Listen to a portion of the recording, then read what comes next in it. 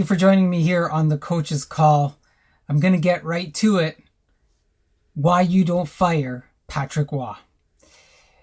Look, there's moments in sports that don't just change a season, they change history. A trade, a decision, a fracture between a player and a coach. And sometimes it's not about talent, it's about ego. It's about communication. It's about understanding what you actually have in front of you. Because once in a while, a team doesn't lose a player. They push out a legend. When that happens, you don't just pay for it in the standings. You pay for it in banners and culture, no matter the reason. December 2nd, 1995, the Montreal Canadiens leave Patrick Roy in net as a goal after a goal after a goal goes in. 9 goals. 9. And somewhere between humiliation and disbelief, Roy skates past the bench over to team president and says, "Hey, this is my last game in Montreal." That wasn't emotion. That was a breaking point as he walked by Tremblay, the coach, to do that. And within days, the Canadiens made one of the worst decisions in NHL history. They chose the coach over the goaltender. Now, Roy goes to the Avalanche, and what happens? Stanley Cup in 1996, Stanley Cup in 2001, Conn Smythe performances, one of the most clutch careers in NHL history.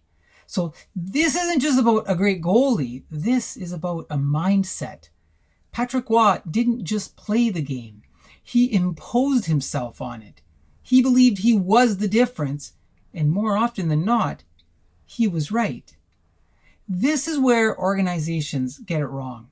Hall of Fame players, especially goalies, they're different.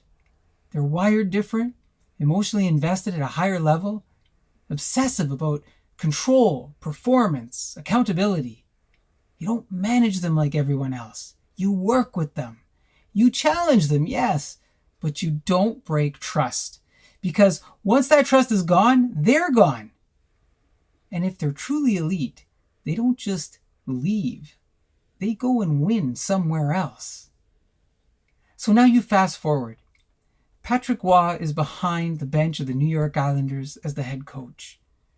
And what do you see? I saw it. I saw it live. Went to see him. I saw intensity. I saw demand. And I saw accountability. No stranger to Patrick Roy. But there was also something else that I saw. And that was connection. Players knew exactly where they stood. Because Roy wasn't pretending to be something he's not. He's not trying to be liked. He's trying to win. Now, you contrast that with Peter DeBoer, who the New York Islanders have gone out and got as their head coach now to replace Patrick Roy. And whatever the reasons might be, there's all sorts of speculation. One thinking, oh, well, Roy can't do it anymore and he lost the team. Another one being, well, because they're trying to get him before other teams scoop him up. Look, on paper, Peter DeBoer, yeah, you got conference finals.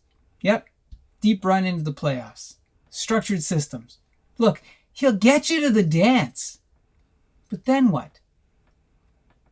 Public criticism of players? Goalie decisions that create friction? Jake Ottinger? Anyone remember that? Everyone except Peter tuned into that. Also, relationships that just don't hold under pressure is what ends up happening. And it keeps happening with different teams, and you get the same ending with this guy.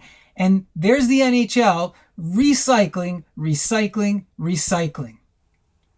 I'm not saying Peter's not going to help the team and they're going to win some stuff, but he's not the answer, and he's not the right answer this way. Look, this is the difference between a coach who manages systems versus a coach who understands people. Roy is intense, but he's transparent. He's demanding, but he's honest. DeBoer gets results early, cracks late. And in this league, especially with elite players, those cracks are going to matter. So look, here's the lesson. You don't fire a Patrick Roy. You don't alienate your competitors. You don't misread passion as a problem. You don't win by pushing out the very players who can carry you, the coaches who are going to carry you.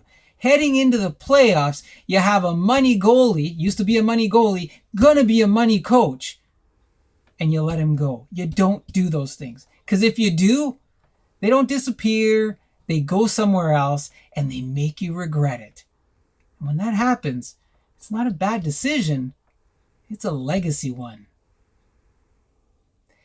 That's the coach's call. You don't fire Patrick Roy. Thanks for joining me. I hope you subscribe. Take care.